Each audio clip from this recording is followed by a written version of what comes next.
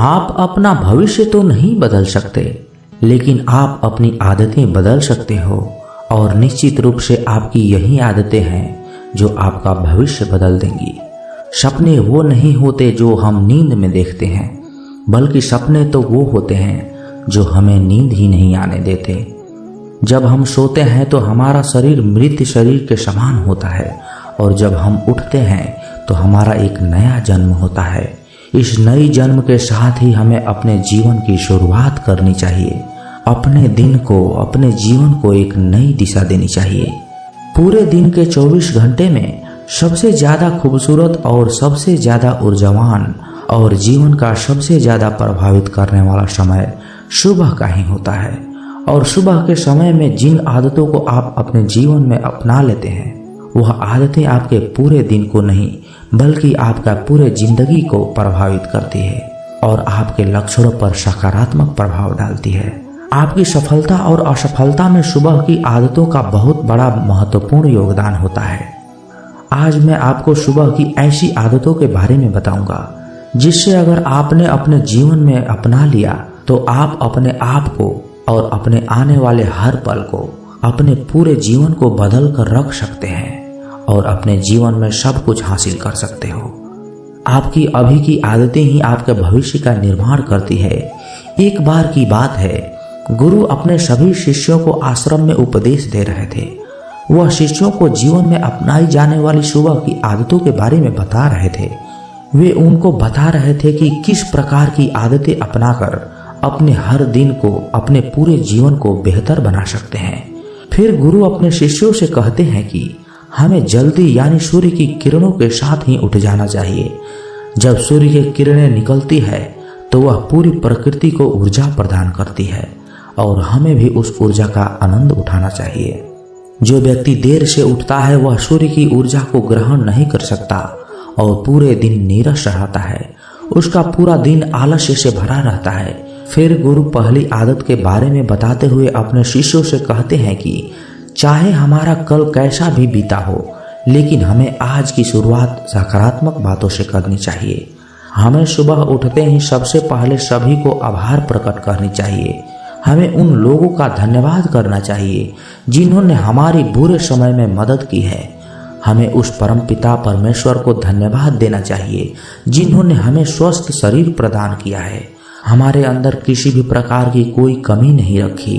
हम स्वयं चल सकते हैं, बोल सकते हैं, सुन सकते हैं, इस प्रकृति की सुंदरता को देख सकते हैं, चिड़ियों के चहचहाने की आवाजों को सुन सकते हैं, नदियों के बहने की आवाज को सुन सकते हैं।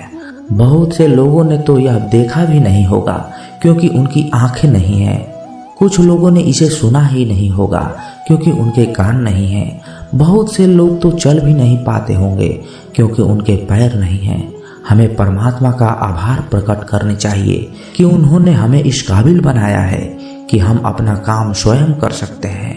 किसी और पर हमें निर्भर रहना नहीं पड़ता, जबकि बहुत से लोगों को चलने के लिए भी दूसरों का सहारा लेना पड़ता है। वह दूसरों के ऊपर निर्भर रहते हैं। हमें इस प्रकृति को, अपने आसपास की चीजों का धन्यवाद करना चाहिए जिन्होंने हमारे जिंदगी को इतना सुंदर बनाया है। यह रंग बिरंगे फूल जो हमें खुशबू प्रदान करते हैं, वह नदी जो हमें पीने का पानी उपलब्ध कराती है, यह पेड़ पौधे, शुद्ध हवा व फल हमें इस प्रकृति से ही तो प्राप्त होते हैं। हमें इन सब का आभार प्रकट करनी चाहिए, इनको धन्यवाद देनी चाहिए। इन सब ने मिलकर हमारे जीवन को बेहद ही खूबसूरत बनाया है।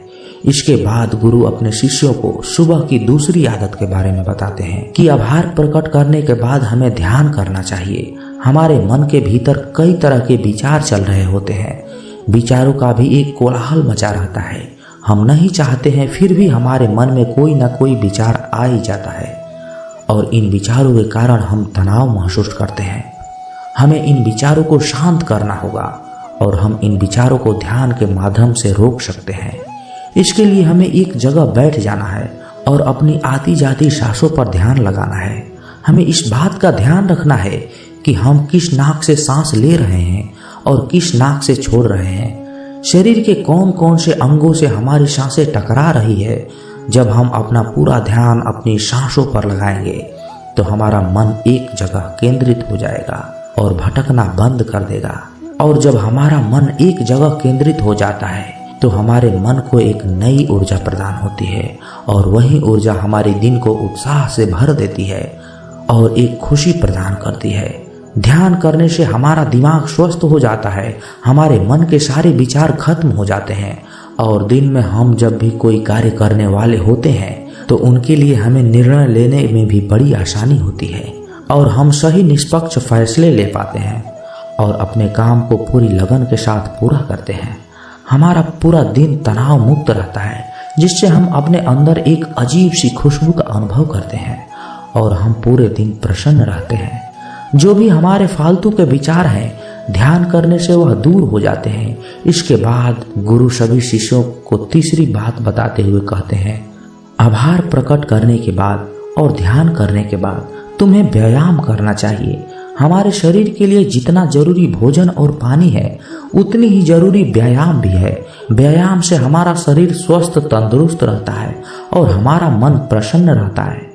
व्यायाम करने से हमारे शरीर के सभी अंग सुचारू रूप से कार्य करते हैं और हमें ऊर्जा प्रदान करते हैं, हमें कार्य करने की शक्ति प्रदान करते हैं, जिससे हम अपने कार्य को आसानी से पूरा कर पाते हैं और हमें थकान का अनुभव नहीं होता, जिससे हम बिना थके पूरे कार्य को जल्द से जल्द पूरा कर पाते हैं। व्यायाम करने से हमारा शरीर स्वस्थ और निरोगी रहता है, हमें किसी प्रकार का कोई रोग नहीं होता। हमारे पास चाहे कितनी भी धन दौलत हो या सुख सुविधा ही क्यों ना हो, अगर हमारा शरीर स्वस्थ नहीं होगा तो हम किसी भी सुख सुविधा का आनंद नहीं ले पाएंगे। अगर हमारा शरीर किसी भी रोग से ग्रस्त हो जाए तो फिर उसे यह धन दौलत भी ठीक नहीं कर पाती। स्वस्थ शरीर सुखी जीवन की निशानी है। जितना हम अपने शरीर को कष्ट देंगे उतना ही हमारा शरीर हमें सुख प्रदान करेगा और जितना हम शरीर को आराम देंगे उतना ही हमें ये कष्ट देगा। इसलिए हमें नियमित रूप से व्यायाम करना जरूरी है। व्यायाम करने से हम पूरे दिन प्रसन्न रहते हैं और अपनी सभी कार्यों को आसानी से पूरा कर पाते हैं। व्यायाम करने से हमें दीर्घायु प्राप्त होती है और हम लंबे समय तक युवा नजर आते हैं। जो लोग व्यायाम नहीं करते वह समय से पहले बूढ़े नजर आने लगते हैं। इसके बाद गुरु अपने सभी शिष्यों को सुबह की चौथी आदत के बारे में बताते हैं। आभार व्यक्त करने के बाद, ध्यान करने के बाद और व्यायाम करने के बाद तुम्हें एक कागज और एक कलम उठानी है और उस कागज पर कलम से अपने पूरे दिन की दिनचर्या लिखनी है। अपने सभी कार्यों को लिखना है जो आप उस दिन करोगे और उन सभी कार्यों का समय निर्धारित करें, जिससे आप एक निश्चित समय में अपने सभी कार्यों को पूर्ण कर पाएंगे और आपका कोई भी कार्य छूटेगा नहीं। और एक बात का और ध्यान रखें, आप अपने उन कार्यों में एक ऐसा कार्य लिखें जिसमें तुम किसी व्यक्ति या पशु की निस्वार्थ भाव से सेवा करो, जैसे किसी गरीब को भोजन खिला दिया, किसी पशु को घास डाल दिया या फिर उसे पानी ही पिला दिया। ऐसे करने से तुम्हें शांति प्राप्त होगी और जब तुम्हारा पूरा दिन खत्म हो जाएगा तो तुम्हें एक अलग खुशी अनुभव होगा।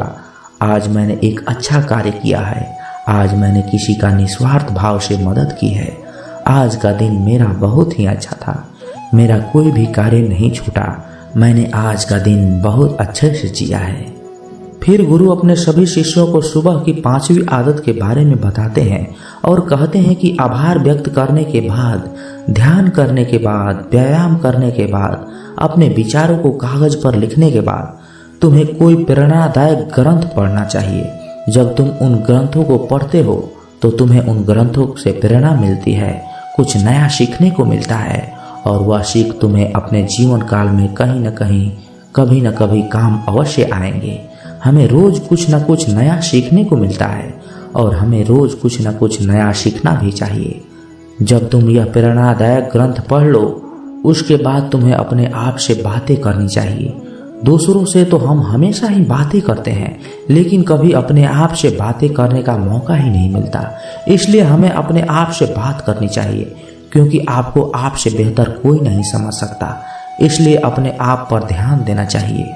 अपने आप से कहना चाहिए कि मैं कितना अच्छा हूँ, मैं बहुत ही खुश हूँ, मैं हर कार्य को कर सकता हूँ, कोई भी कार्य मेरे लिए असंभव नहीं है, मैं हर परेशानी से लड़ सकता हूँ, जो लक्ष्य निर्धारित किया है मैं उसे पा कर रहूँगा, चाहे कुछ भी हो जाए मैं उसे हासिल करके ही रहूँगा। मैं किसी से नहीं डरता। उसके बाद गुरु अपने शिष्यों से कहते हैं कि सुबह की छोटी छोटी आदतें तुम्हारे जीवन को एक नई दिशा प्रदान करेगी। जब तुम इन आदतों के साथ अपने दिन की शुरुआत करोगे तो फिर तुम्हारा हर दिन बेहतर रहेगा और तुम हर दिन पूरे जीवन प्रसन्न रहोगे और खुश रहोगे। दोस्तों, यह छोटी छोटी दिखने वाली 5 आदत हैं हमारे जीवन पर सकारात्मक प्रभाव डालती हैं। इन आदतों को अपनाकर हम अपने जीवन को खुशमय बना सकते हैं और अपने लक्ष्य को प्राप्त कर सकते हैं। तो दोस्तों, आपको यह कहानी कैसी लगी? कमेंट बॉक्स में अपना विचार जरूर रखें और यदि आप इस चैनल पर नए हैं तो चैनल को सब्सक्राइब जरूर कर लीजिएगा। तब तक के लिए अपना ख्याल रखिए। जय श्री कृष्णा।